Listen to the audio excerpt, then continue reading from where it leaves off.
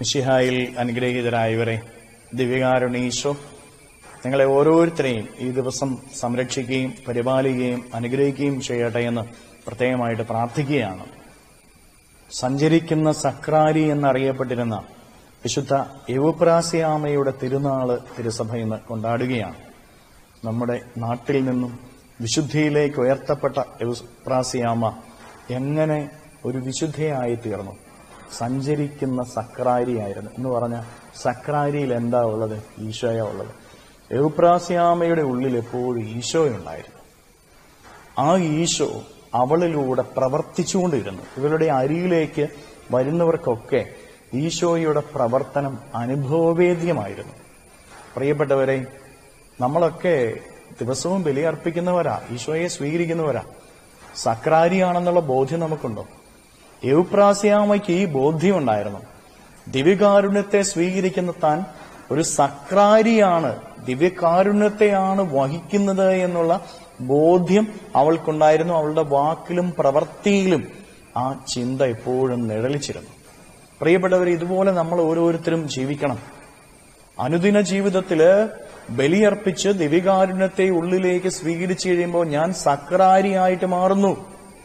ഈ സക്രാരിയെ നമ്മൾ എത്രമാത്രം വിശുദ്ധിയോടെ നോക്കിക്കാണുന്നത്, ഈ സക്രാരി എത്രമാത്രം നമ്മൾ അലങ്കരിച്ചു വെക്കും. അങ്ങനെയെങ്കിൽ നമ്മൾ ഓരോരുത്തരും സക്രാരിയാണെങ്കിൽ വിശുദ്ധിയുടെ പുഷ്പങ്ങൾ കൊണ്ട് നമ്മളെ അലങ്കരിക്കണം. നമ്മൾ ഓരോരുത്തരും വിശുദ്ധിയിൽ നിറഞ്ഞു നിൽക്കണം. പ്രിയപ്പെട്ടവരെ, ആ ബോധ്യം നമ്മുടെ ഓരോരുത്തരെയും ഉള്ളിൽ ഉണ്ടാവണം. നമ്മളൊക്കെ ചെയ്യുന്നത് എന്താ? ദിവ്യകാരുണ്യത്തെ സ്വീകരിക്കുന്നു, നമ്മുടെ വീട്ടിലേക്ക് ചെല്ലുന്നു, പിന്നെ നമ്മൾ നമുക്കിഷ്ടമുള്ള കാര്യങ്ങൾ പറയുന്നു, പ്രവർത്തിക്കുന്നു, നടക്കുന്നു, കാണുന്നു, ചെയ്യുന്നു. അത് പോരാ. എവുപ്രാസ്യാമ നമ്മളെ പഠിപ്പിക്കുന്നത് നമ്മൾ സക്രാരിയാണെന്നുള്ള ബോധ്യം ഉണ്ടാവണമെന്ന്. ആ സക്രാരിക്കുള്ളിൽ ഈശോ ഉണ്ട്.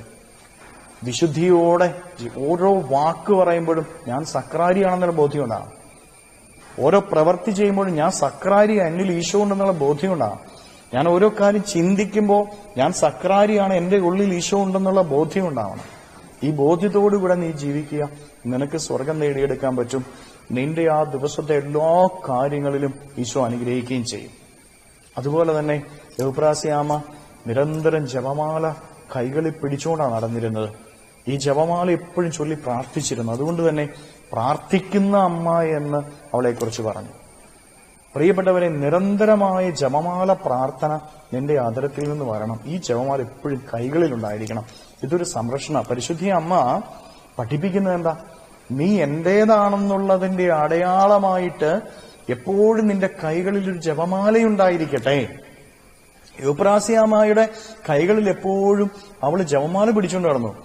അവൾക്കെതിരെ പിശാച് വന്നപ്പോ, തിന്മ വന്നപ്പോ, അവള് പരിശുദ്ധ അമ്മയുടേതാണെന്നുള്ളതിന്റെ അടയാളമായിട്ട് ഈ ജപമാല അവളുടെ കയ്യിലുണ്ടായിരുന്നത് കൊണ്ട് അവളെ പിശാച് തൊടുന്നില്ല. ഈ ജപമാല നിന്റെ കൈകളിൽ ഉണ്ടായിരിക്കുകയും നിന്റെ അധരത്തിലൂടെ ഈ ജപമാല ചൊല്ലി പ്രാർത്ഥിക്കുകയും ചെയ്യുന്ന ഒരു വ്യക്തിയാണ് നീയെങ്കിൽ നിനക്ക് നേരെ പിശാച് വരില്ല, തിന്മ വരില്ല, പ്രതിസന്ധികൾ വരില്ല, തകർച്ചകൾ വരില്ല. കാരണം നീ അമ്മയുടേതാണെന്നുള്ളതിന്റെ അടയാളം അവർക്ക് കിട്ടും. ആ അടയാളം ധരിക്കുന്ന നിന്നെ തൊടാനായിട്ട് ഒരു ശക്തിക്കും സാധിക്കുകയില്ല എന്ന് തിരിച്ചറിയുക. സ്വർഗത്തിൽ പോകാൻ പ്രാർത്ഥിക്കുന്ന വ്യക്തിയായിട്ട് നീ മാറണമെന്ന് എവുപ്രാസ്യാമയുടെ ജീവിതം നമ്മെ പഠിപ്പിക്കുകയാണ്. പ്രിയപ്പെട്ട ദൈവമക്കളെ, എവുപ്രാസ്യാമയുടെ തിരുനാൾ കൊണ്ടാടുമ്പോൾ ഈ രണ്ട് ചിന്ത നമ്മുടെ ഉള്ളിലുണ്ടായിരിക്കട്ടെ. ദിവ്യകാരുണ്യത്തെ സ്വീകരിക്കുമ്പോൾ ഞാൻ സക്രാരിയായിട്ട് മാറുന്നു. ജപമാല കൈ പിടിക്കുമ്പോൾ ഞാൻ അമ്മയുടെ സ്വന്തമാണെന്നതിന്റെ അടയാളമായി തീരുന്നു. കരങ്ങളെ യാചനയോടെ പിടിച്ച് നമ്മുടെ ജീവിതത്തെയും ജീവിതത്തിലെ എല്ലാ കാര്യങ്ങളെയും ദിവ്യകാരുണ്യത്തിന് മുൻപിലേക്ക് കൊടുത്ത് നമുക്ക് സ്തുതിക്കാം. ഹല്ലേലൂയ. ഈശോയെ നന്ദി. Hallelujah, hallelujah, hallelujah, hallelujah, hallelujah, hallelujah. കർത്താവായ ഈശോയെ മക്കളെ ഓരോരുത്തരെയും സമർപ്പിക്കുന്നു. ഇവരെ അനുഗ്രഹിക്കണമേ, ആശീർവദിക്കണമേ.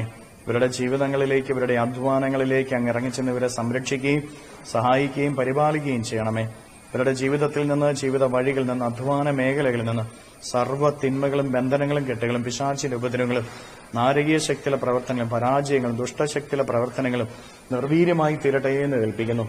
കർത്താവിന്റെ സംരക്ഷണ ഈ ശുശ്രൂഷയിൽ പങ്കെടുക്കുന്ന എല്ലാ മക്കൾക്കും ലഭിക്കട്ടെ. കൃപ ഇവരിലേക്ക് ഒഴുകട്ടെ. അനുഗ്രഹം ഇവരിൽ നിറയട്ടെ. ശക്തി ഇവർക്ക് ലഭിക്കട്ടെ. Hallelujah, hallelujah, hallelujah. നിത്യം പിതാവും പുത്രനും പരിശുദ്ധാത്മാവുമായി സർവേശ്വര എന്നേക്കും ആമേൻ.